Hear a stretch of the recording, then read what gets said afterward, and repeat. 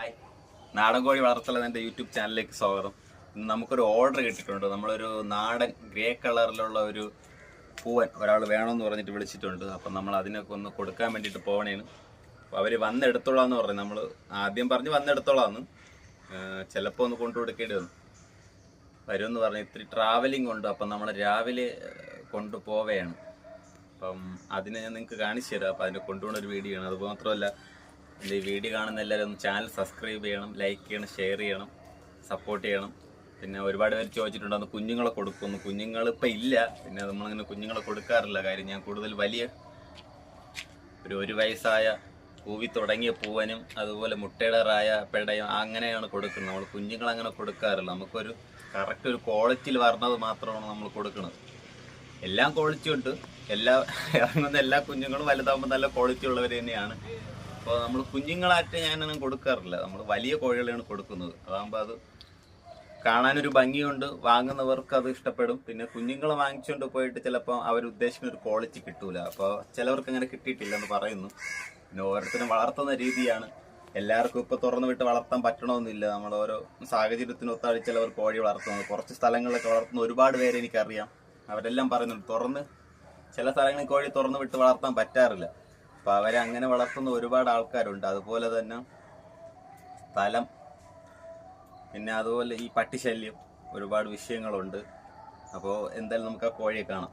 ഇതാണ് നമ്മളെ പൂവായി. നല്ല ഇണക്കമുള്ള പൂവനാണ്. അത് കണ്ടേ. സാധാരണ നമ്മളെ മറ്റേ സെവ കളർ പൂവനൊക്കെ എന്ന് പറഞ്ഞാൽ അവനിങ്ങനെ എടുത്തു വെച്ച് ഭയങ്കര ബഹളമായിരിക്കും. ഇവൻ്റെ ഒരു ബഹളവും ഇല്ല. നമ്മളോട് നല്ല ഇണക്കമുണ്ട്, നല്ല സ്നേഹമുള്ളൊരു പൂവനാണ്.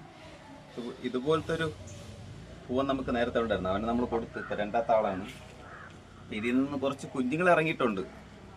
അപ്പം അവരെ നമ്മൾ നിർത്താനുള്ളൊരു വാലിത്തിരി ക്ലിയർ ആയിട്ട് വരുന്നതേ ഉള്ളൂ. പക്ഷേ അവനൊരു വാലുണ്ടായിരുന്നു.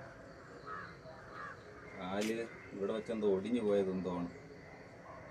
കുഴപ്പമില്ല, അടുത്ത വാലിങ്ങനെ വരുന്നുണ്ട്. കാണാൻ നല്ല ഭംഗിയുണ്ട്. എൻ്റെ കരുത്തൊക്കെ കണ്ടോ, നല്ല സ്വർണ്ണ കളറിൽ നല്ല ഭംഗിയുണ്ട്. അതുപോലെ തന്നെ ഇവിടെ നല്ല ഭംഗിയുണ്ട്. ഇവിടെ നിന്നൊരു കളർ ഇറങ്ങി വരുന്നുണ്ട്. ഇവിടെ നിന്ന് ഇങ്ങനെ ഈ ഒരു കറുപ്പ് ഷെയ്ഡിൽ ഇവിടെ, അതാണ് അവൻ്റെ ഒരു ക്വാളിറ്റിയിൽ.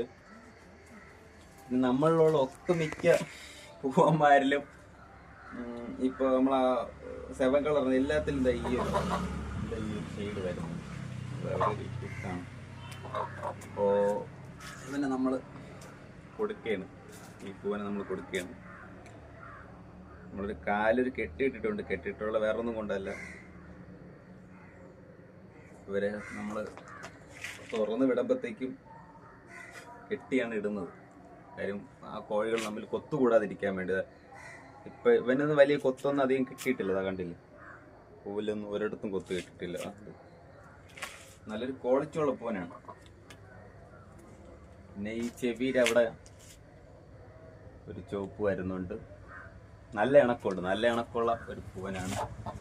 പിന്നെ ഞാൻ ഇവിടെ നിന്ന് വിളിച്ചാൽ ഓടി വരും. അപ്പം നമ്മളിവനെ കൊടുക്കാൻ വേണ്ടിയിട്ട് പോവുകയാണ്.